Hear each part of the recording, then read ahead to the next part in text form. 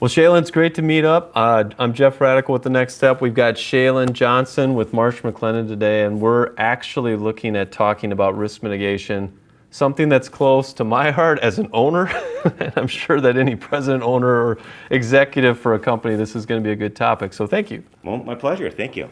So it's going to be fun. So there's a couple key topics that we wanted to jump in today when we're talking about risk mitigation. And again, from a topical, the safeguarding your business topic, right? And we've talked quite a bit about this over the last couple of years. But when it comes to risk mitigation, let's say as an owner, executive, whomever it might be, how do I go through the process of identifying the risks for my business? Great question. So the biggest thing that business owners, manufacturing CEOs and owners have to consider is look at their balance sheet, their financial statements, right? Where's their biggest assets coming from, right? And it could be the low-hanging fruit is their property, their employees. But another example is just figuring out what's the worst-case scenario that could happen to me, right? If you're in LA, it could be a fire that hits your business, right? But it can also be, in today's day and age, cyber hack, right? Could be one of your key customers going belly up. Could be one of your key suppliers having a fire at their place, right? And how is it going to impact your business and your operations and your ability to make money? And so in general, like when you're talking to owners, presidents, whomever it might be, and they're starting to put together this list, Right. Is there common areas that people are always looking at? I mean, we talk about some of the external ones like a fire in Southern California or something, but are there common areas that always come up? You know, the standard stuff is your property, your liability, your workers' compensation, right? You're insuring your assets. Yep. But today's manufacturing companies, it's evolving. It's getting more complex, right? It's supply chain risk management. Especially with the moves that may be coming back from Asia or something like that. Yeah. Geopolitical risks. Geopolitical risks, right? yeah. And technology risks. Today's owner of manufacturing companies, they're just bombarded with risks, right? It could be reputational, it could be regulatory risks, right? I mean, every day as an insurance broker, we're reading, emails. The latest story. The latest stories of what is a worst case scenario, right? Yeah. The term nuclear verdicts is coming up in today's vernacular. You're going to have to explain that one. So the new term that's in the English dictionary now is called social inflation. Social inflation is what they call today's jury pools, or describe today's jury pools and how they are anti-government, right, or anti-business. And so what's happening is the changing of this demographics are wanting to stick it to corporate America. So what's happening is claims are going to juries at a significant rate than ever before, and these verdicts are coming back astonishingly high. So what used to be $1 million claim is now a $5 million claim. What used to be a $10 million claim is now a $20 million claim. Case in point, prior to 2020, I recall there was only like 3 commercial auto claims that reached over a $30 million settlement. I mean, just last year alone, there was 5 claims that were over a $100 million settlement. So today's insurance companies and today's business owners are going, how do I mitigate? How do I control that type of skyrocketing claims? And so the pressure is getting turned up more and more, today's business owners. And when you think about that, you talked about this vast number of, this universe of, let's say, risk that I'm trying to deal with. Right.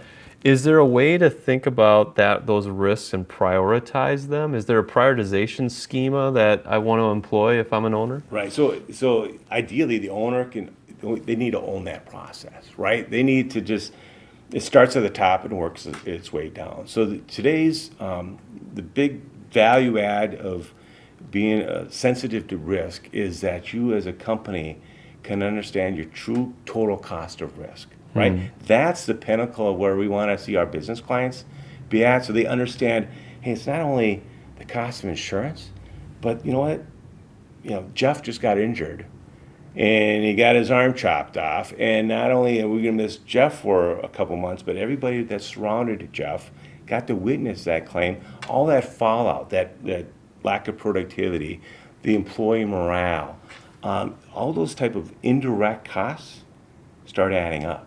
right? Cost of risk can also mean like, hey, you didn't have insurance, right? You didn't have insurance and you were contractually obligated by your customer to have insurance, right? So that's reputational, right? But the cost of risk is an approach that business owners need to encompass in their whole repertoire as a business owner so that they're not caught off guard, right? Because believe it or not, you're being self-insured can be a thought-out process, or more times than not, it's you forgot to insure something. Right. So you're taking that risk or you're taking that loss on your balance sheet, right? And then there's another, the gap in coverage, right? We're seeing that more and more today's business owners, right? They may have built their building 5 years ago in 5-year construction environment now, but that same building built in today's is 50% more expensive, right? And it's only going up.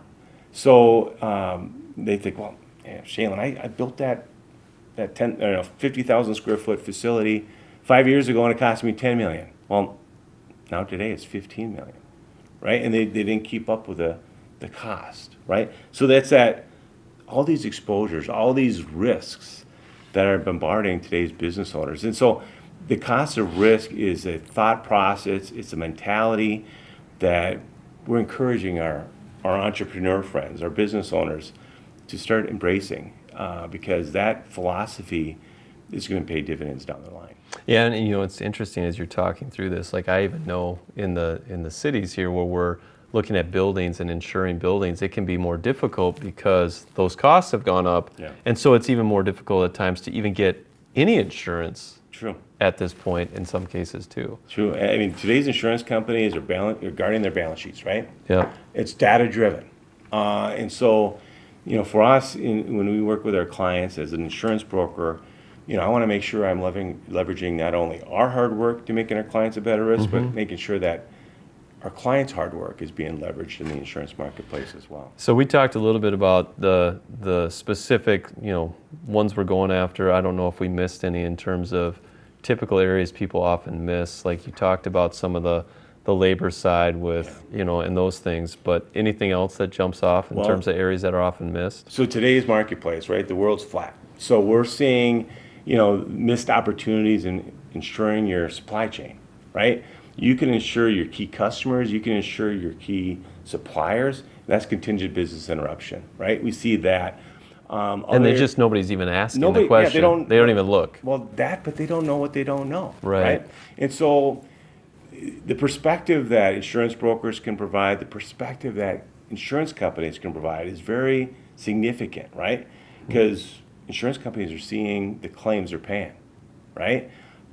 Case in point, the wildfires in California. The biggest perspective that's coming out, and its key perspective, is what a total loss looks like, right? When you no longer, hey, I need my roof replaced, or I need a couple, boards here, boards there. No, it's totally down to the ground, right? And so now that's going to impact homeowners. It's going to impact business owners. Today, today's manufacturing companies that, heaven forbid, they have something terrible happen to their building. There's not a bunch of general contractors showing up the next morning saying, "Hey, we're ready to work," right? Right. It's here's your number. We'll get back to you, right? So that length of time it's costing or taking to rebuild, replace, repair has a direct cost on just the claim, right? But the other component is insurance companies say, all right, we can insure that building, but how long is it going to take to replace what's inside that building, right? So insurance companies say, yeah, that building's 10 million, but what really concerns us is the $30 million worth of equipment that's inside that building, and how fast can we replace that equipment, right? So again, that's a total cost of risk. That's an indirect cost. That manufacturer, I'll visit with them and we'll talk about what's it going to take to replace this? Or even more important, how long is it going to take for you as a business owner to get back up, to get back to square one? And we'll walk the floor, and they could be a med tech company, and you'll say, all right, well, tell me about that machine over there. Well, we had a special order, and it came in 6 months. right? So now that's your starting point. Yeah. It's going to take 6 months to replace that machine if something happens to this building, right? So those are the type of thought processes that need to start going on. It's just not, rubber stamped anymore. It's like, hey, here's how it goes. So you think about this process, like, because it can be overwhelming, right? And I know, as I start to think about business and all the different things that you got to deal with. So conducting a thorough risk assessment can you kind of walk us through what a business leader should be doing, thinking as they approach that risk assessment to identify those vulnerabilities? Is there a process, procedure, something like that? The high level, there's some tools for manufacturers to use. It could be flow charts. It could be punch lists, right? Everything from the building to the equipment to employees, everything, right? But what it typically involves is having stakeholders in the room, right? It could be the employees. It could be the key customers, and just start talking about what's the worst case scenario, right? What could possibly happen, right? For example, off-premises business interruption or off-premises power. In order for an insurance company's business interruption to kick in, something has to happen in the building. Well, it could be a big storm overnight, and you show up to your building. Nothing's wrong with your building, but you don't have power. That actually happened to one of our clients in the last 6 months. Right. So do you have that coverage? Yeah. I mean, that's a special type of coverage, Yep. right? So those are the type of things. But you start asking, the guy in the loading dock, what happens this, right? Or it could be the purchasing order person, right? So, hey, how much of our key material comes from one supplier? Yeah, and so you're going back to that risk assessment. So obviously there's a potential punch list that you can get, work with someone like you. They'll give you a punch list, your broker. Insurance companies. You can get someone to come in, walk you through, assess. You're looking at your overall teams coming together to try to figure those out. Are there other things like, when you think about, like you brought up the factory earlier, are there specific like analytics or, predictive maintenance type of packages you see often where that'll allow someone like to find those or escalate those problems to avoid risk? Are those things that you guys get into or talk about?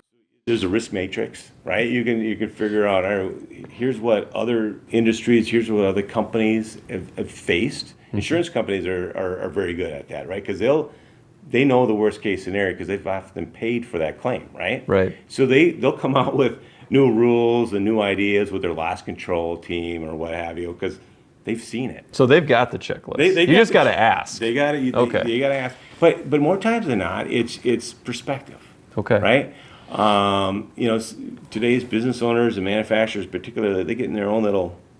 Well, they're working. lane. They're stuff to do. They got better things to do, right? I got to ship something, right? Well, and for me, I come in. I don't want to be the Mr. Gloom, right? Hey, here's what's going on. Yeah. And I'm blessed. I in my prior life, I was in claims, right? I spent 8 years in claims, telling people no, the word no, and now I hear the word no in the sales side of it.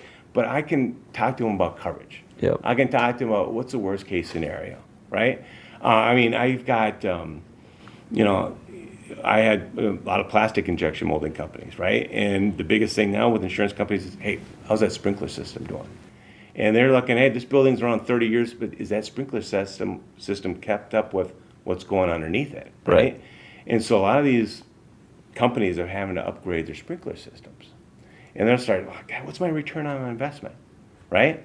And it used to be, the insurance company's got to get a different rate. Here, your rate should have been 10 cents per 100 values. Now it's 20 cents. Yep. Well, now it's, the ROI is you don't have insurance. Yeah. It's right? Either you're on or you're off. But more important, oftentimes, again, going back to perspectives, like, well, what's the big deal? Again, that underwriter is saying, hey, if you don't have a sprinkler system, Minneapolis' finest is coming in and they're knocking down the front door, putting a hole in your roof, and they're flooding it because you don't have a sprinkler system, right? Whereas if you have a sprinkler system, you can control that and mitigate it, right? Mm-hmm. So that's what the underwriting process is like. Hey, rather than looking at a total loss, we're only looking at a partial loss. Okay. Right? So let's say like you get the checklist, you can work through that process. So now as you go to the implementation, right? I'm going to the implementation of, let's say, controls or, we talk about things like fraud, for example, but if I'm moving towards the controls or the prevention piece, now that I have the checklist, how important is it, and how does someone go about putting controls in place? Let's say fraud, for example, from embezzlement. People don't realize how much that actually happens. Happens way more. I mean, I've had a number of different clients that have run into this one as well. But things like fraud prevention, those things, those internal controls, it's like, how would I approach that as an owner to make sure those are in place as well? Well, more times than not, sometimes it's the insurance company being the bad guy, right? Which is fine, right? They'll come in and say, right, how many people can write checks? Is there another set of eyes, right? And oftentimes, I got Susie. She's been with me for 30 years. Yeah, it's usually the story starts there. or you hate to believe it, sometimes it's a church secretary that, right.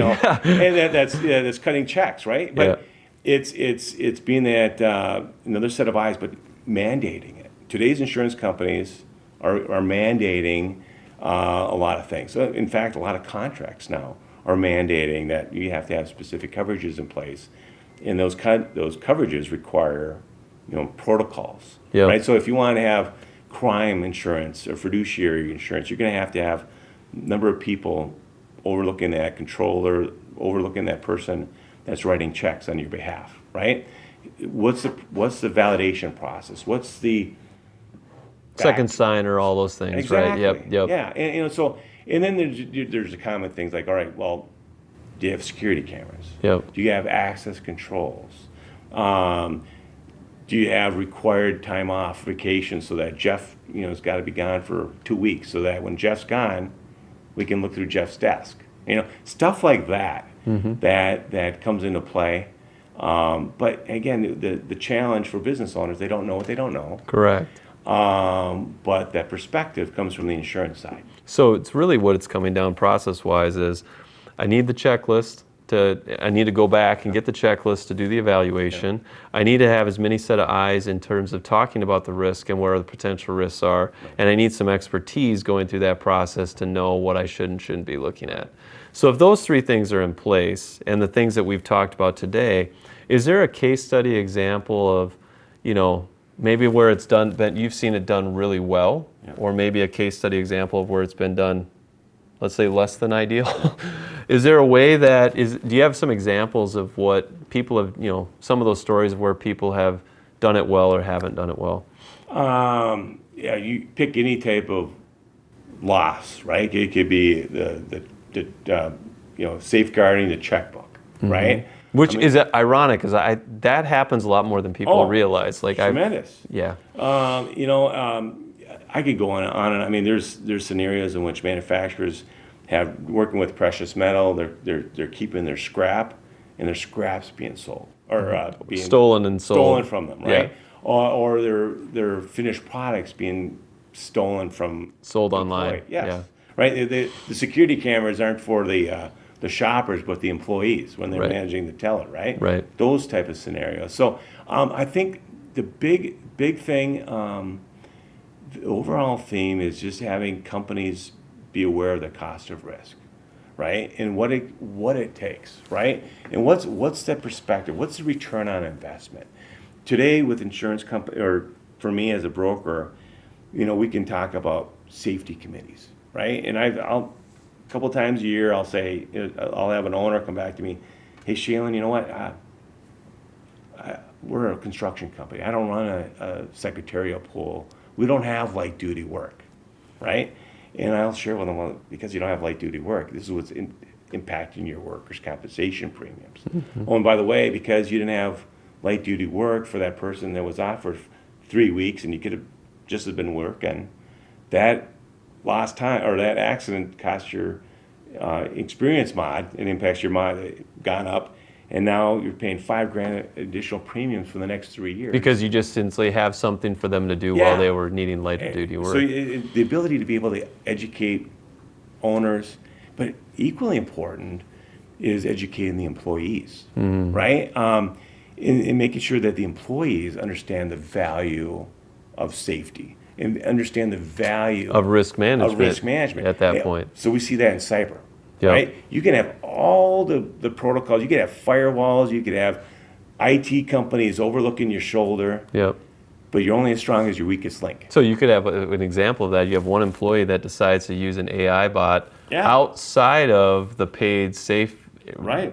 So they're basically shipping out information. Like there's all kinds of different ways that it's crazy. you're just not aware of. Well, or more times than not, it's the safe. Nothing against sales guys, right? Yeah. But they click on what they think is a purchase order, Yeah, and then and they it's have not a purchase security, order, right? Yeah. And so it's again going down to you could have all the safety guards in place. I mean, I have a client that bought personal lifts that allowed their employees to take out stuff out of the back of a pickup. Spent $100,000 on this special lift. Sure enough, 2 weeks into owning this equipment, these two employees looked at each other. Hey, come over here and help me out in lifting this out of the back of the pickup. And they ignored the lift that was bought for hundreds of thousands of dollars, and then they used their own grunt, and the two guys had back surgeries as a result of that. Or I got a construction guy. He bought all these pneumatic tools, only to have a guy take an old wrench and try undoing a bolt, and then have to have ulnar nerve replacement on his elbow. Well, and so it goes back to the idea that it's just as important once you have that risk profile to cast that risk understanding down to the team then as too. Yeah. So with that being said, is there any final things, like you're going to talk to another president owner, is there any final things that you'd want to leave them just to, again, they're thinking about risk, they're thinking about how to safeguard their business. Anything else that you'd want to leave them with? Well, I think the overall theme is cost of risk versus cost of insurance, right? People just think, my insurance, I'm done. I just paid the premiums. No, there's more to it than that, right? The other component there is with respects to what are you doing to help safeguard your employees and your best assets, right? But the overall theme in the insurance marketplace, and it's leveling off, but we've had 7 years of a hard marketplace, right? So the big thing now is with insurance carriers, there's a flight to quality, right? Insurance carriers are trying to look for the best in class, right? And so if you can get there, you can actually have a better position when you go back to the insurance. So your ability to demonstrate that you're mitigating risk as an organization can have positive benefits on. Huge benefits. I mean, peel back the layers, the old adage, premium needs to match the exposure, right? Yeah. So insurance companies, underwriters are looking at, what kind of premiums do I need to offset possible claims, right? So the better that company, the better that owner can demonstrate to that insurance carrier that, hey, I got a get better agenda, I'm proactive in risk management protocol, and I'm going to do whatever I can to safeguard. And that even goes into contracts, right? It's more than just paying insurance premiums. It's, hey, what are you doing to mitigate your exposure, right? What are you doing to train your employees to be best in class in safety, right? Safety also equals quality, right? So I mean, case in point, we've got insurance companies that all they do is property and casualty insurance. They don't even touch workers' compensation, but they'll ask for the loss runs on the work comp because they know they want to see what kind of claims. Does this employer take good care of their employees? Do they have a good safety environment? Because they know if it's got a good safety environment, then it transfers. It's direct correlation to quality, right? Yeah. So it's that perspective. It's that big picture. It's so those are the action taken before a loss is cheaper than action taken after a loss, and I think that is risk management 101. But that's tried and true and resonates more than anything else in the marketplace today. Well, and so from that perspective, if there's any owners or any presidents or executives that are actually looking to get into that, they can reach out, obviously connect up. Yeah. And again, thank you so much. This is good, especially as an owner and an executive that actually works on this and works with clients on this. This was helpful, so thank you. My honor. Thank you, Jeff. It's always good. It's always good. All right.